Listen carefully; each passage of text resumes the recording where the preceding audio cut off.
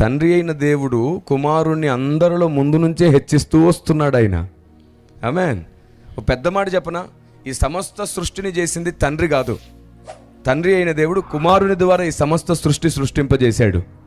Hebrew పత్రిక 1వ అధ్యాయం 2-3 వచనాల్లో, 11వ అధ్యాయం 3వ వచనంలో తండ్రి కుమారుని ద్వారా సృష్టి జరిగింపజేశాడు. తండ్రి కుమారుని ద్వారా సృష్టి జరిగింపజేశాడు. మనం ఏమంటాం, ఆది కాండంలో దేవుడని యెహోవా అనే పేరుంది కాబట్టి అక్కడ తండ్రి అని ఫిక్స్ అయిపోతాం. మీకు మాట చెప్తున్నాను, మళ్ళీ వినండి. ఆదామును మట్టి బిసికి చేసింది కూడా కుమారుడైన దేవుడే. మొదటి నుంచి అందరికి కనబడింది కుమారుడైన దేవుడే. మోషేకు కనబడింది కుమారుడైన దేవుడే. తండ్రి ఎవ్వరికి కనబడలా, దేవదూతలకు కూడా కనబడలా. ఆయన సమీపించరని తేజస్సులో ఉంటాడు. ఆ వెలుగులో ఉన్న ఆయన్ని చూడడం ఎవరి తరం? అందుకే అంటాడు యేసు ప్రభు 1వ అధ్యాయం యోహాను సువార్త 18వ వచనంలో, ఎవడునూ ఎప్పుడైనాను దేవుణ్ణి చూడలేదు. ఆయనే డైరెక్ట్గా చెప్పాడు, ఎవరు తండ్రిని చూడలేదు. మరి ఎవరు చూపించారండి?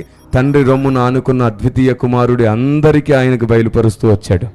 అందుకే యేసుప్రభు అంటాడు, నన్ను చూస్తే నేను తండ్రి రూపంలో మీ అందరికీ ప్రారంభంలో కనబడుతూ వచ్చాను, కానీ ఈరోజు నేనే దిగి రావాల్సి వచ్చింది కాబట్టి కన్య గర్భంలో జన్మించాను. ఇది ఆయన స్వరం. బైబుల్ మన దగ్గరే ఉన్నా బైబుల్ సత్యం మనకు దగ్గరగా లేదు. కారణం ఏంటో తెలుసా? మనం చెప్పే మాటలే విన్నాం కానీ పరిశీలించే పని పెట్టుకోలేదు. పౌలు చెబితేనే అతడు చెప్పిన వాళ్ళకు ఉన్నవో లేవో అని పరిశీలిస్తే మేమేపాటి మనుషులు? మీరు ఎందుకు పరిశీలించడం నేర్చుకోవట్లేదు?